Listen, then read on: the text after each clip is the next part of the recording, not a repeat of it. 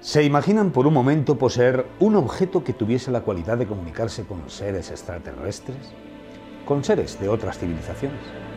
¿Se han cuestionado alguna vez el relato del diluvio universal? ¿Saben quién fue John Dee? Acompáñenos en este episodio de Radamantis junto con Javier Sierra, que nos desvelará este y otros secretos de su última novela, El Ángel Perdido.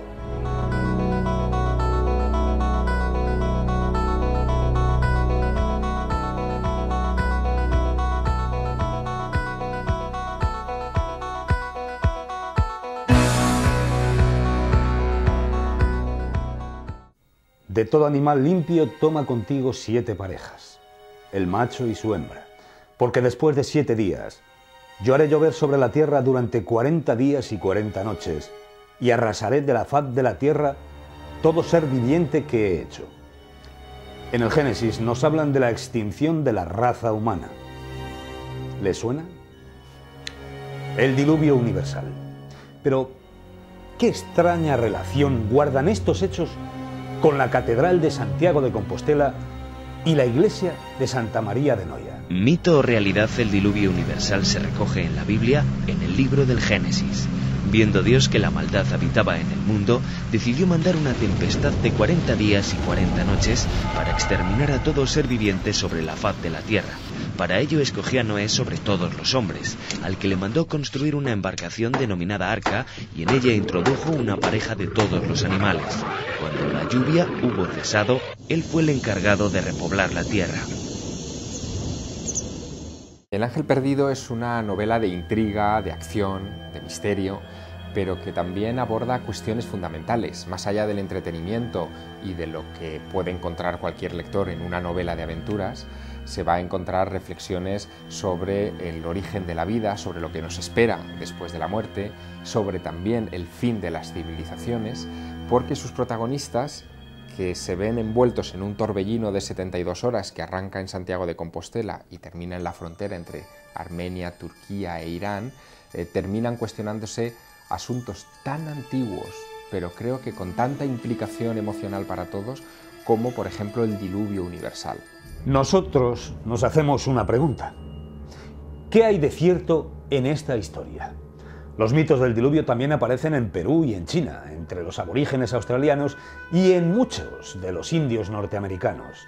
Puede considerarse como uno de los acontecimientos antiguos comunes a distintas civilizaciones del planeta.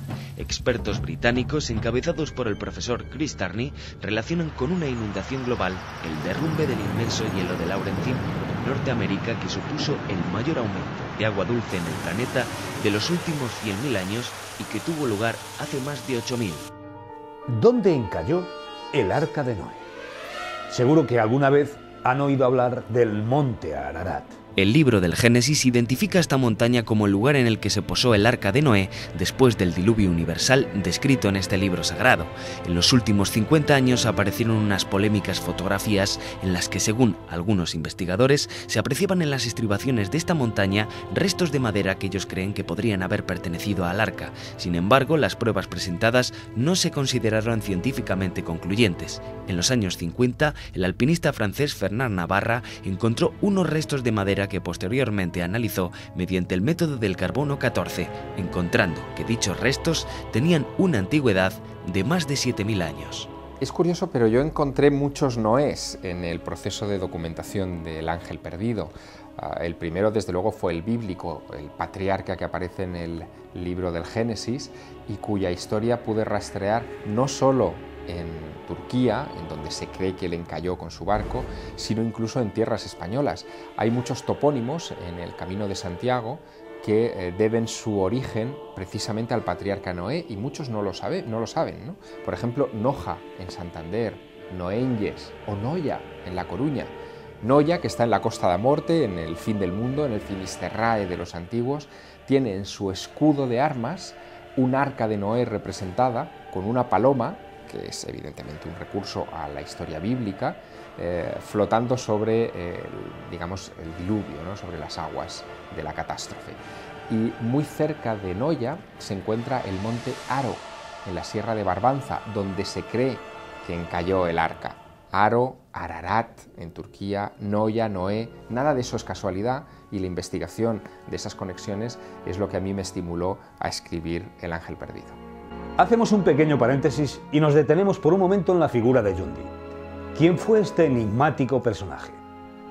Mejor dejamos que nos lo explique Javier Sierra. En cierto momento de su vida, el matemático, astrónomo y mago dijo haber encontrado la manera de poder contactar con seres extraterrestres. Para ello, utilizó diferentes piedras talladas con las que entabló conversaciones con los ángeles mediante el lenguaje enloquiano. Estos minerales pueden visitarse hoy en el Museo Británico. Cuando me propuse escribir la novela, me hice una pregunta, o más bien una observación, que es la que subyace por debajo de todo El ángel perdido. Y es que hasta un momento determinado de la historia, yo lo situaría más o menos en el siglo XVIII, en el siglo de las luces, de la razón, parece que nuestra civilización, nuestros antepasados, tenían fácil el dirigirse a Dios, a los ángeles o a sus dioses, y había una cierta comunicación, un cierto intercambio. ¿Por qué a partir de ese momento, de la irrupción de la razón, perdemos nuestra conexión, nuestra comunicación, nuestro hilo directo con Dios? Bueno, pues centrado en esa pregunta, ocurrió algo. Fue un tropiezo. Paseando por el Museo Británico en Londres, de repente en una vitrina me encontré con unas piedras, unas reliquias, que según la etiqueta pertenecieron a John Dee, un mago que trabajó para la reina Isabel I de Inglaterra en el siglo XVI y que las utilizó para hablar con los ángeles. Envueltos ya en todo este mare magnum de hechos extraños, nos encontramos con las profecías de los indios Hopi, que nos advierten del fin de lo que ellos dan en llamar el cuarto mundo y la inminente llegada del quinto, hecho este que produciría la extinción masiva del ser humano. Aunque también es cierto que nos ofrecen la esperanza de un renacimiento a nivel espiritual. Más bien es una señal de tráfico, es un punto en el que advierto al lector que ese mito del diluvio universal, del fin de la civilización, no debe darse como un cuento para niños que si tuvo lugar en alguna ocasión hoy es impensable. No, no. O sea, es que nuestra civilización se puede acercar al colapso casi por cualquier circunstancia. Nosotros somos una pequeña perla azul en la inmensidad del cosmos. El Sol, por ejemplo, ocupa el 98% de la materia de nuestro sistema solar. Un estornudo del Sol, léase una tormenta magnética solar, nos podría dejar sin satélites de comunicaciones, sin red eléctrica, sin emisoras de radio. ¿Nos imaginamos de repente un mundo sin todo eso? Sería retroceder a, pues en fin, por lo menos a hace 3 siglos, donde nada de eso existía, y nos enfrentaría a una gestión muy complicada. Por ejemplo, las grandes ciudades, ¿cómo se abastecerían sin todos estos sistemas complejos que hoy hacen que todo llegue de manera instantánea a nuestros hogares? Así que no es tan remota la posibilidad de un reinicio, de un reseteado, utilizando término informático, de nuestra civilización. Muchos lectores del Ángel Perdido que me preguntan por las salamantas, por estas piedras que parece que permiten la comunicación con el más allá. No son de mi invención, están citadas explícitamente en los libros de John Dee. Él habla de las piedras de Adán o adamantas, porque cree que proceden del paraíso, y cuando yo descubrí esa alusión, de repente se encendió una chispa en mi cerebro. Me acordé de otras piedras del paraíso que, en fin, han servido de base para muchas religiones, algunas muy famosas, por ejemplo la Kaaba. La Kaaba es un meteoro que era una piedra también del paraíso y que de alguna manera demostraba que podía existir una ligazón entre nuestro mundo y el otro. Pero hay más, por ejemplo, la piedra Benben, que se adoraba en Heliópolis, en el antiguo Egipto, en la antigua y remota ciudad de On, y que era un meteorito orientado en forma de cono que se exponía sobre una columna y cuya gráfica, esa idea del cono sobre la columna, inspiró el tallado de todos los obeliscos que hoy conocemos. Así que tirando de ese hilo me encontré con muchas, no una, ni dos, ni tres, sino con muchas piedras de comunicación. Y de repente recordé algo más. Yo no sé si los espectadores tienen memoria, o por lo menos los más viejos sí que la tendrán, de esas primeras radios que se escuchaban en los pueblos y que tenían como corazón una piedra. las piedras de galena, las radios de galena se llamaban, y que permitían la comunicación o la recepción de ondas de radio. Y en esta mente perversa de novelista surgió un poco una idea que me ha servido mucho para El ángel perdido. ¿Y si aquellas adamantas, aquellas piedras sagradas del mundo antiguo, sirvieran para sintonizar algo? ¿Quién hablaría a través de esas emisoras?